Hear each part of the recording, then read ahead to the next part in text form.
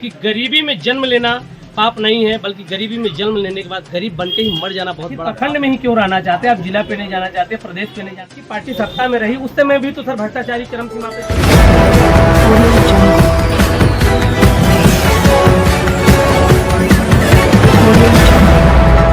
सत श्रीकाल, जय मिथिला, जय मैथिली, जय बिहार। मैं हूँ आनंद कुमार और आप मेरे साथ देख रहे हैं बूढ़ा देवा। आज आए हुए मिथिलांचल में उस शख्स से मिलने आए हैं, उस युवा से मिलने आए हैं जो हमेशा संघर्ष करते रहे लेकिन पर्दे के पीछे रहे, उस पार्टी से जुड़े रहे जिस पार्टी ने गरीबों के लिए एक अहम योगदान निभाया। सन 2001-2 के आसपास में पार्टी बनाई, लोक जनशक्ति पार्टी, लोजपा, जिसके मंत्री रहे, सांसद बने, विधायक बने आदरणीय स्वर्गीय श्री रामविलास पासवान जी, जो आज हमारे बीच नहीं हैं। उन्होंने दलितों के लिए नए नए आयाम स्थापित किए और गरीबी की दलदल से उठ के अपने आप को स्थापित किया। उनका मानना था कि गरीबी में जन्म लेना पाप नहीं है, बल्कि गरीबी में जन्म लेने के बाद गरीब बनके ही मर जाना बहुत बड़ा पाप है। और उन्होंने दलित जाति के लिए एक बहुत बड़ा आयाम स्थापित किया।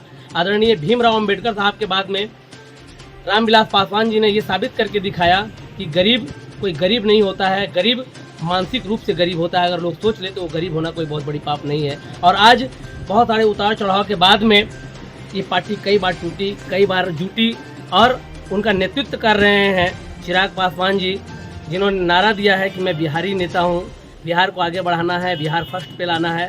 और उसी पार्टी के 2002 में पार्टी की स्थापना होती है 1-2 में, और 2005-6 के आसपास में एक युवा उस पार्टी से जुड़ते हैं, प्रखंड का नेतृत्व करते हैं, पर पर्दे के पीछे रहते हैं, पत्रकार से पीछे रहते हैं और संघर्ष करते हैं। आइए उस युवा नेता से मिलते हैं, दीपक चौधरी जी से।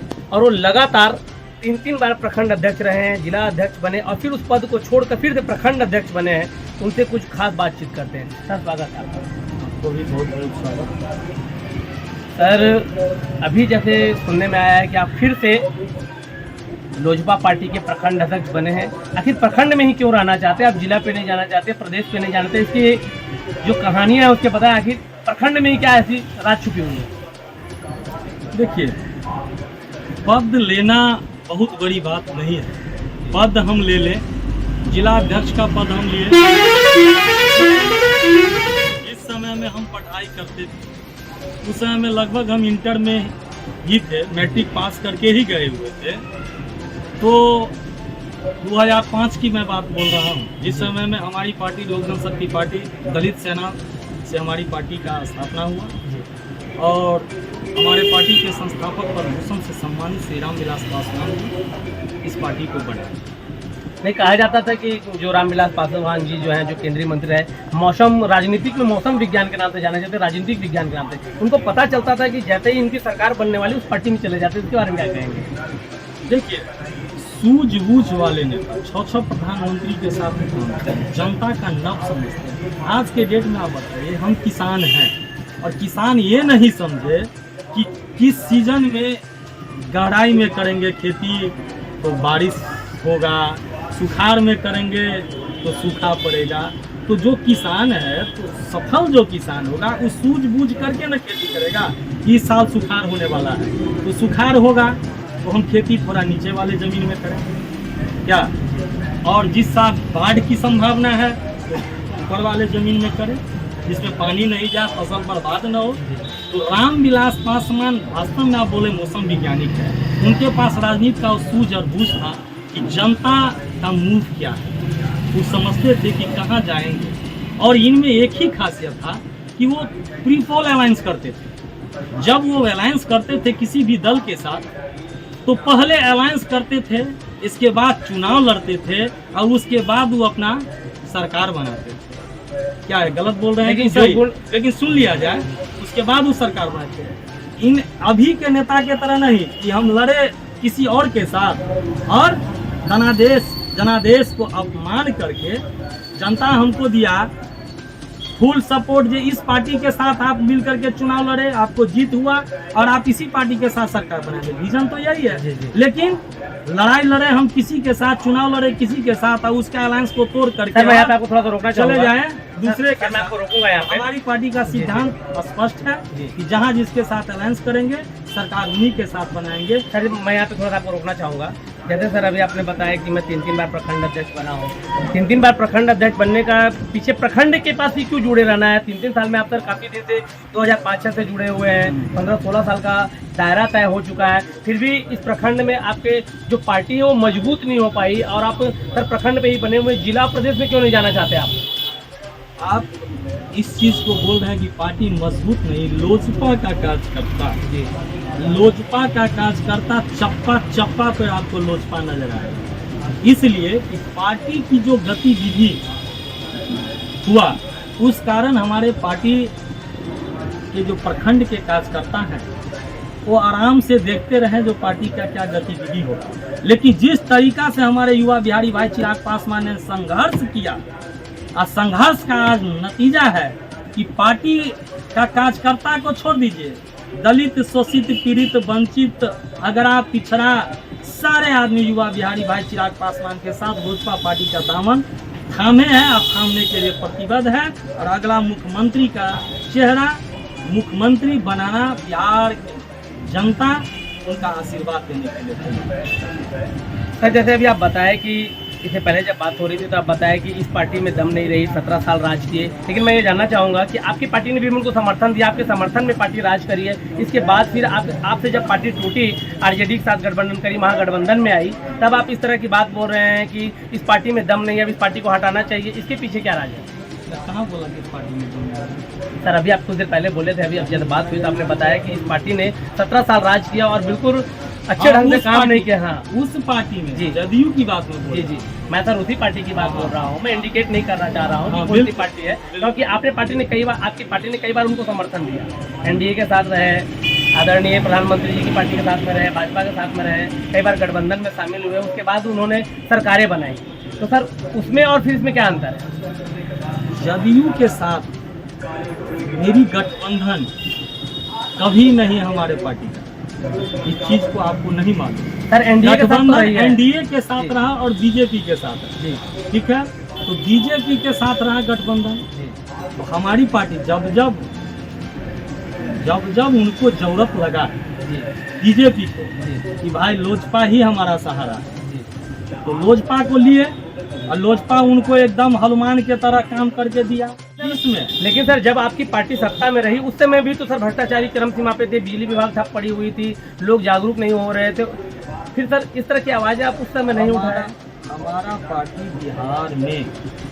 हमारी पार्टी बिहार में सत्ता में कहाँ आई?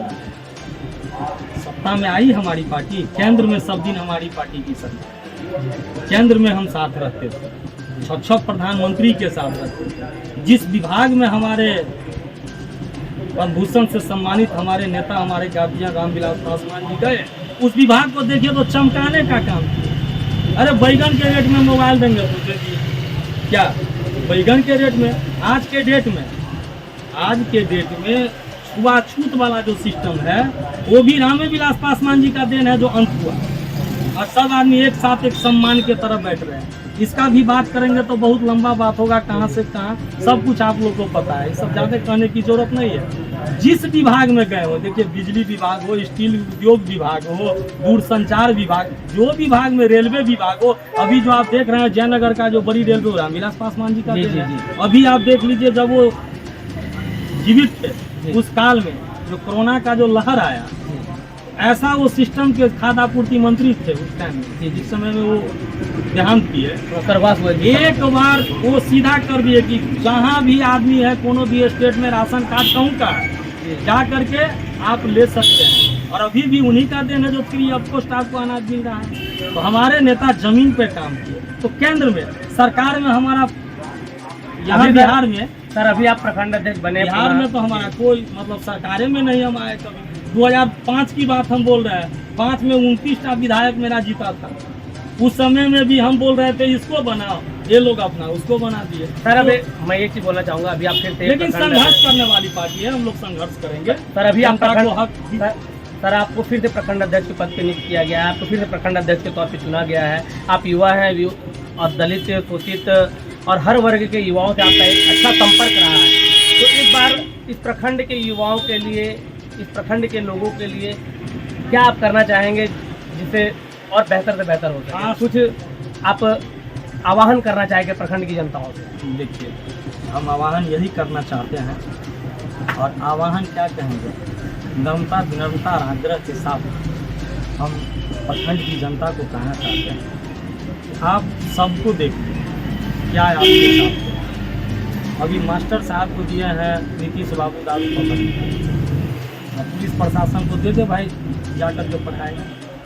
सारा फोकस दारू पे, दारू बंद होना चाहिए, मैं उसका समर्थन हूँ, विरोधी नहीं हूँ, लेकिन बंद तो बंद हो ना, होम डिलीवरी नहीं। गरीब गुरबा काम करके आता है, पकड़ा जाता है, जेल चला जाता है, और रईस लोग को फोन पे मिलता है ना। तो ये सब सिस्टम आप सही यूज कीजिए ना। ये सरकार की नीति क्या, नल जल योजना, भ्रष्टाचार का सर कहीं ना कहीं भ्रष्टाचार का पीछा मैं आपको रोकना चाहूंगा, कहीं ना कहीं सर इसमें जनता भी जिम्मेदार है। जब उसको पता है कि दारू बंद है तो फिर होम डिलीवरी ले रही है, और जनता बताती नहीं, प्रशासन का सहयोग नहीं करती, इसमें आप क्या कहेंगे? एक चीज आप बताएं, किसी भी आदमी का भूख लगा है, खाना है जी, तो हम खाएंगे ना भाई, जितना महंगा मिले पैसा को है। गरीब आदमी तो धरा जाता है। तो यह सिस्टम का दोष है कि वहाँ से क्रॉस करता है बॉर्डर से, तो बॉर्डर को रोका जाए। वहाँ पे क्यों आगे गेट है, तो कहूँ ना कहूँ सरकार की सिस्टम ही ऐसा करवाती है कि दारू पास हो, हाँ, और मुझे कमीशन मिले और आगे तक मंत्री महोदय तक जाए। ठीक है, ये सरकार की रवैया है। तो बिहार का सर आप प्रखंड अध्यक्ष बने हैं, तो इसमें कुछ आप चाहेंगे कि कुछ सुधार हो अपने युवाओं के साथ, अपने दल बल के साथ में, अपने संगठन के साथ में?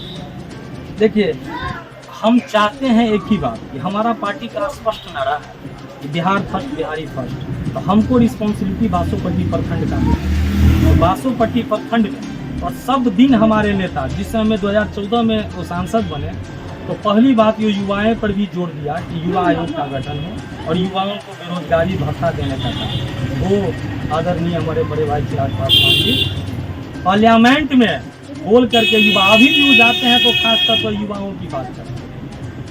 तो युवाओं के लिए, लेकिन अभी तक सर वो बोलते हैं पार्लियामेंट में, लेकिन अभी तक मधुबनी जिला में झंझारपुर लोकसभा में कभी उन्होंने अपना दौरा नहीं किया। इसके बारे में आप क्या कहेंगे? देखिए, मधुबनी में धन्यवाद यात्रा हुआ था, धन्यवाद यात्रा में आए हुए थे, लेकिन हम लोग अब चाह रहे हैं कि उनको मधुबनी में दौरा करवावें, और आएंगे और आप लोग से मिलेंगे, आप लोग से बात करेंगे।